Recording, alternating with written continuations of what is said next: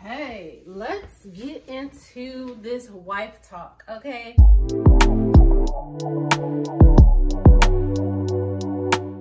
So I feel like as a wife, I think it's important to try to be as best of a wife as you can and to avoid any mistakes as you can.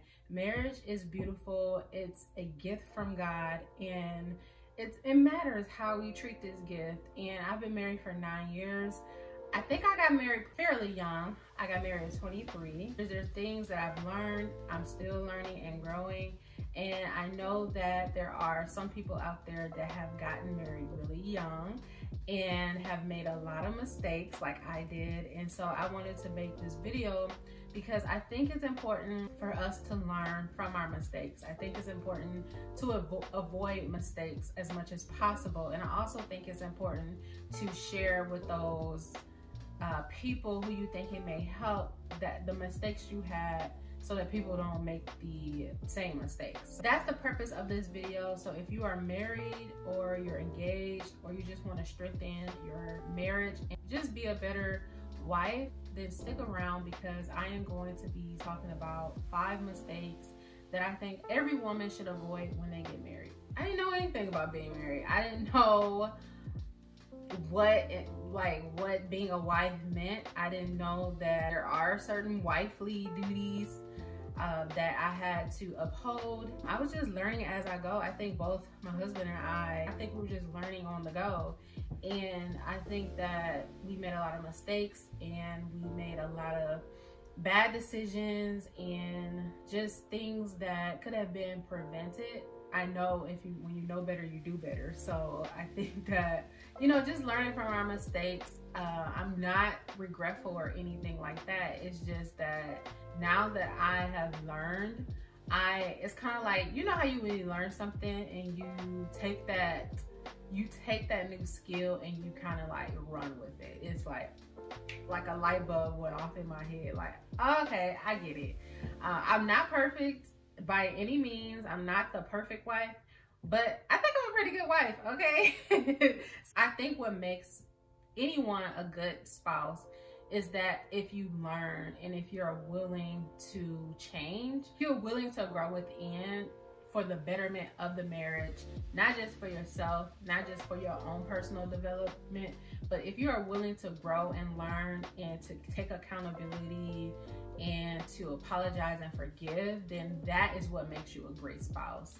All the other stuff will come with it, but I feel like if you have those fundamentals, you have that foundation, then that is what makes you a great wife. That is what makes you a good husband, if you are willing to take accountability for your actions, because we're always going to make mistakes. We're going to continue to make mistakes, but the difference is that if we continue to make the same mistakes and our behavior doesn't change, then that's the problem. So I've learned from a lot of mistakes that I've made in the past that has helped me as a person, personally, as a woman, to be a better woman, and then also it helped me be a better wife, thus strengthening my marriage. So the first mistake I made as a wife is not really knowing my needs and my wants, not being clear on what I needed and what I wanted, not really setting those clear expectations.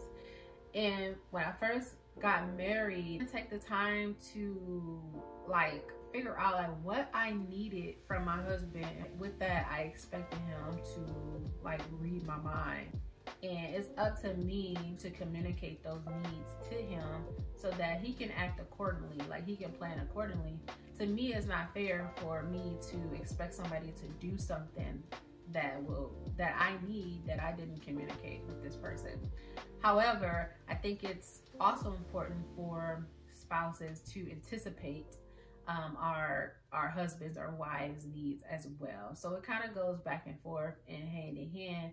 But at the end of the day, I think it is important for us, women, husbands, men, to communicate what do we need from our spouses.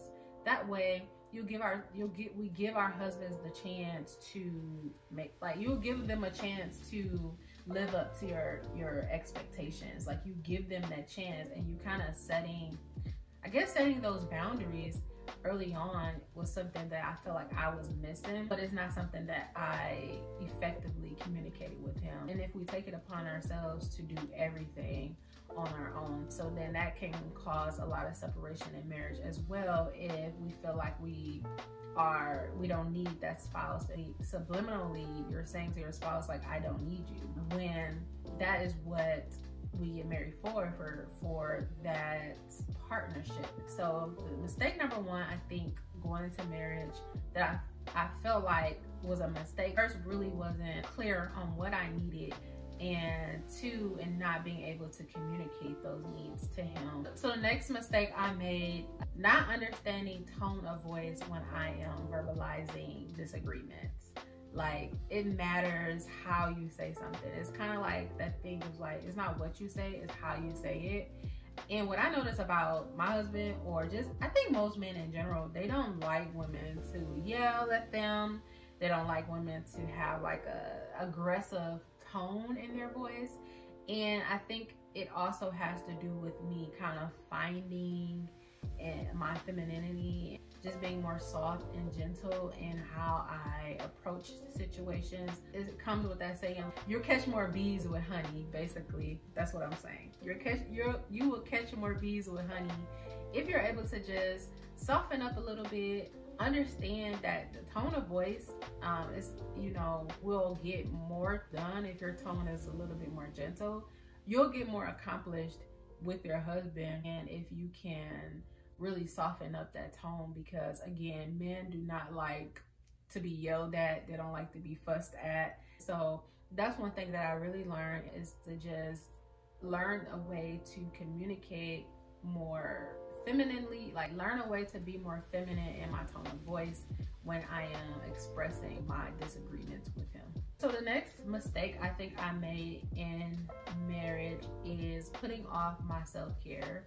That's a part of self-care, but when I talk about self-care, I'm really talking about the hardcore, like real self-care, like that real soul searching, making sure that my mental health is improving, and making sure that I'm personally developing emotionally and spiritually as well. I didn't recognize how much of an impact that had on my marriage.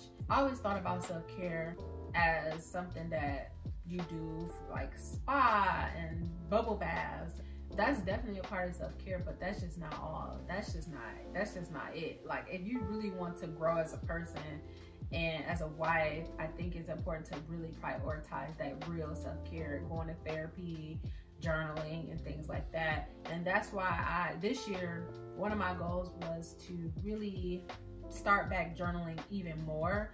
I have tons of journals, like tons. And I've always journaled. I started journaling when I was in college, and this year I really want to get back into a solid routine, being consistent with it. So I'm currently, right now, I'm doing a journaling challenge for the month of February, and it's 21 days. I'm doing it with my ladies in my private Facebook group. And I think I'm so excited about it.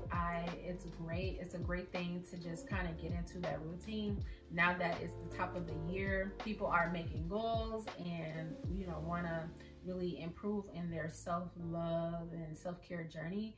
I thought this was a great way to start it. So I'll put the link down in the description box to my private Facebook group, as well as access to the journal. So that group is for wives who are looking for accountability partner, to be honest, community, because it can be hard as a wife who works full-time and then also values making her home peaceful and making it a home. And so in that group is all about self-care, homemaking, everything in between about wifehood. So I'll put the link down to the Facebook group in the description box if you are willing and wanting to join. Self-care was not a priority for me for many, many years.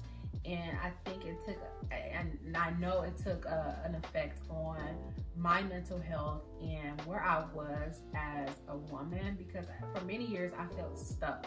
I felt really stuck. I felt like I wasn't progressing. I wasn't fulfilled for many years.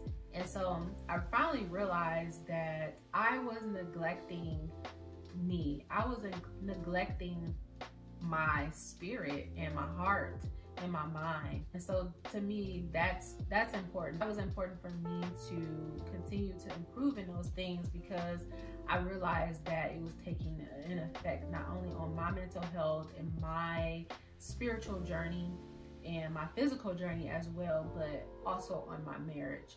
And if I wanted a better connection with my husband, if I wanted more intimacy in my marriage, if I wanted my marriage to be strengthened, then I knew I had to focus on my self-care. And I encourage all spouses to do this. This is not just for women. I can't speak for men. I'm not a husband, so I'm just speaking from the woman, the wife's point of view, is that I think it's so important for us as individuals to be responsible for our own healing, our own development, our own happiness, our own confidence, our own self-esteem. I don't feel like we should rely just on our spouses to make us happy. That should just come from within. I don't feel like that should be their job to make us happy. Yes, they can add to our happiness. They can, yes, in some instance they can make us happy, but at the end of the day, I feel like that is our job as a person, as a human being, as an individual, to make ourselves happy. And I feel like two whole people is what makes a healthy and happy marriage. If you are 50% there, that's all you're going to give to the marriage.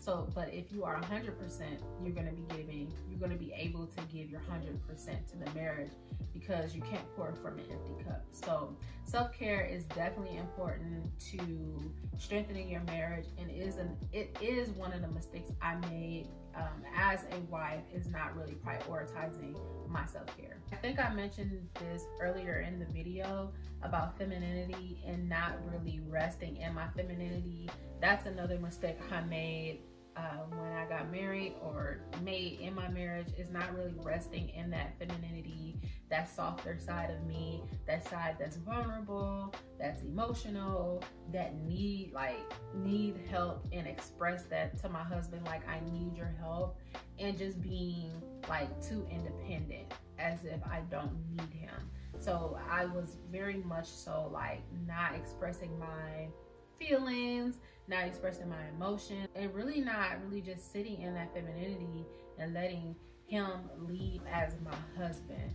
And so I feel like if I did show a softer side of me, if I did express my emotions, then I appear as weak. Like I never wanted to appear as weak. So I always put on like this hard shell, like I can do it all. I don't need your help. I can carry all these bags in by myself. I can hold my own door. You know, just being very independent. And I had to break down those walls within me so that I can let him into my heart, into the softer side of me. And I'm not saying like you have to be totally dependent on your husband. There are still parts of me that are independent, but for the most part, I've learned to really sit in that, allow him to lead, allow him to be my husband, and allow him to do things for me. Really come off a lot more softer with him. And the last mistake I want to talk about that I've made in marriage, that I think every woman should avoid making, is saying you're okay when you're really not okay. This is something that I am still definitely working on. I've gotten a lot better, a lot better with recognizing the issue and letting him know the issue, and not really festering on it, not internalizing it. And this has helped tremendously as far as me being able to really express my needs and really be able to communicate effectively, because I think this has to come with having a changed mindset for me, because now it's kind of like I don't look at my husband as like my enemy or something like that. Like I look at him as a friend, a partner, like my best friend. My best friend is someone you could tell everything to. You are so close with, y'all, you know, you just do everything together. And so the more and more I think of him as like my best friend, like the more and more it's easier for me to talk to him about the things that hurt me, or talk to him about the things that I need. And this not only helps me, but it helps him as well, because now he doesn't have to guess like if there's something wrong, did he do something wrong? Like he doesn't have to guess like if I may show attitude or something like that. And I think that this just causes a lot of disconnection within your marriage. We are not able to really have those hard conversations and talk about things. I think this just really pulls you further and further apart in marriage when you don't really take the time to really vocalize your issues and like saying you're okay when you're really not okay. I had to learn that I don't like confrontation at all. I had to really work that is like, I don't like to confront people. I'm not that type of person. And so I had to change my mindset about that as well. My therapist, she just broke it down to me and said like, don't think of it as like confrontation. Think of it as you just getting what you need. You just like, if you go to the grocery store and you are looking for bread and they don't have a type of bread that you have, and then you go to the clerk and ask like, do y'all have this bread? When y'all gonna have it in? When can I expect it in? Is it another store that I can get this bread or whatever? Like those are the things that like you're not being confrontational, you're just asking for what you need. It's easier to talk about what you need if you look at it as not like confrontation, and being able to work with that person to get what you need as well. I had to really change my mindset about like how I communicated, and not looking at it as confrontation or an argument, but just really simply talking about what I needed, because at the end of the day, that's supposed to be my partner. That's supposed to be my best friend. We're supposed to be one. So why can't I go to him and talk about the things that I need? I hope this video has helped you in some way, shape, or form. If you have any other mistakes that you think women should avoid, leave them down below in the comments. I would love to keep the conversation going. If you're willing and wanting to join the private Facebook group, I'll leave the link in the description box below, because we can also continue the conversation in the group as well. Thanks so much for watching this video, and I'll see you in the next one. Bye-bye. Mom and Dad's only daughter, do I make you proud? Writing my life in lyrics to your